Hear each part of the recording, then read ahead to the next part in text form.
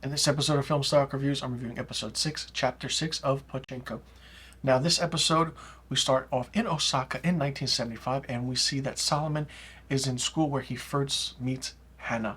And, it's an interesting scene because, Hannah tells Solomon that, oh, we should go to America, but, Solomon is hesitant because he doesn't know what to do, and then Hannah's like, oh, your life is so boring, I don't want to be with you, or so forth for that matter. Now, of course, Solomon then has some peer pressure, so he is convinced to steal from a local shop, but he's caught on his way out the door. And for him being in Korea, of course, he's dealt with harshly. And it's an interesting scene and how everything plays out, especially in the 1970s in Korea, especially for Solomon. Now the police are called and everything to the scene, and the police want him punished and kicked out of school, while his father says, no, let's not do that. And it's actually someone on the higher up who's very powerful who gets Solomon off the hook in some way, which is really, really interesting. Who could this person be? Now we go to 1931. We see Sunya and Kyung-hee, and basically Yoseb is telling them and just berating them about, the debt payment, and they shouldn't have done that, this and that.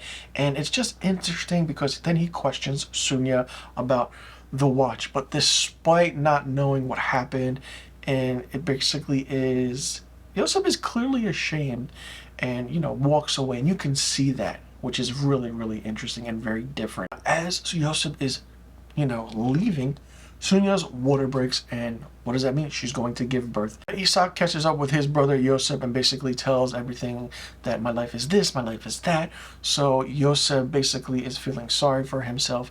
And what does he do? He drinks just to drown out his sorrows because of the depression he's in. And it's really different and really interesting how this character has come full circle from the time we, were introduced to him to now, because he wants this woman's hand for marriage or something to take care of this baby because, that one guy couldn't do it, So it's really interesting how things are playing out right now, especially for Yosef. Now, Sunya does give birth, and when the brothers return home after their ordeal at this place where something did happen, I don't want to get into it. You have to actually see it for yourself. It's a really powerful scene and very different. It's probably the most well-written scene I have watched in this series, so you have to check it out in order to believe it. Now, like I said, Sunya gives birth, the brothers come back home, and Sunya leaves Yosef with the honor of naming their child. So he decides on the name Noah.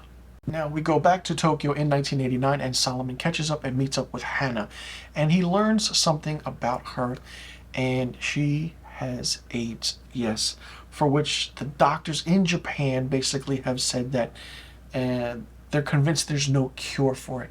So she's all depressed and disheveled. It's a really interesting scene of back and forth between Solomon and Hannah, especially from when we saw them in the beginning of this episode up until now. Things really have changed a lot. Not only that, the doctors want her to leave Japan because they fear contamination and that she'll spread this disease.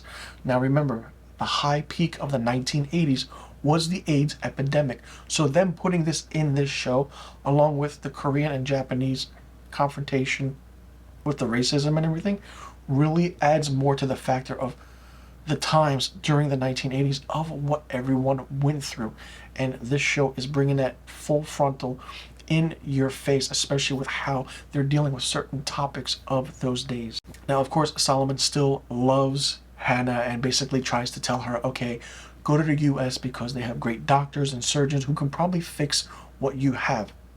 Well, not knowing that AIDS in the 1980s, there wasn't a cure yet, and there still hasn't been a cure found yet for this. She does refuse to talk about how she got the disease, but basically she kind of says that she got it from a rich businessman, so to speak, which is really different and really interesting. She retorts to how Solomon abandoned her to this fate. So basically, Hannah's blaming Solomon for everything because back in the beginning of the episode, she didn't, told him, oh, leave for America, but he didn't want to and he was hesitant. So basically, she's kind of blaming him for getting AIDS, which is really stupid an idea. I feel like Solomon is getting so much beration in these episodes that it's crazy, but I feel like he's one of those emotionally weak characters that he needs to step up a lot, and I'm hoping he does that in the next 2 episodes of this show. Now, things happen between Solomon and Sunya about certain things about how life was going, how life meant, and if things could have been different, pointing out certain mistakes and someone blaming someone else, this and that. It's really interesting scene between Solomon and Sunya, and I feel like it's the most powerful scene, the second most powerful scene in this episode, and it was really interesting to see how everything played out. Now we go back to 1931, where Kohan-soo himself breaks it off with his wife that he's married to. And the reason he does that is because he finds out that Sunya gave birth to his son. There's a lot of love in this story, a lot of emotion. When you do watch it, you will cry at times. And I feel like this episode was really powerful. And, I did shed a tear a couple times because the way these characters are portrayed on screen by these actors are immensely so good and so in your face that you yourself are a part of their world, and it's just crazy how things play out over time. The show is getting interesting, the show is getting better. It took a while for the show to pick up. Episode 4 was my favorite of this series by far, and I want to say now probably episode 6 now is my favorite. Just to see what happened now, because Sunya gave birth, what's going to happen with Yosef, Solomon, and Hannah. I mean, even Kohan-soo now has left his wife to be with Sunya because she gave birth to his son, and it's his baby. It's like your own little soap opera happening, and the writing is magnificent. I just want to say that. And the editing, and I keep saying it, and I've kept saying it since I started watching the show and I started reviewing this show episodically. The edits are really well done with the filmmaking aspect of everything, how everything corresponds, but put into it. I mean, like I said, I feel like the chronological aspect of the book is so in order, but I feel like it's good that they didn't go chronological with this show. Jumping from here and there works because it's a filmmaking aspect of it. And when you put certain scenes together with the next scene, you go from, say, the 1980s to the present day, back to the 1930s. Somehow it just works and it fits and it's fantastic. I love this show for what it is. I understand people are upset and they don't want to watch this show because of the Korean racism and the Japanese and the topics that are touched on in this show. But if you put that aside and watch this show for what it is, and if you've read the novel, you'll understand a lot of aspect that's gone into this story about what you want to see and what you want to believe in, between what happened between the Koreans who went to Japan and how they faced harsh criticism from the Japanese because they themselves, the Koreans, were foreigners, even though they, share, a sea apart between them. It's really crazy. It's really interesting. And I'm curious to see what happens in the final 2 episodes. Let me know in the comment section below what you thought about episode 6, chapter 6 of Pachinko.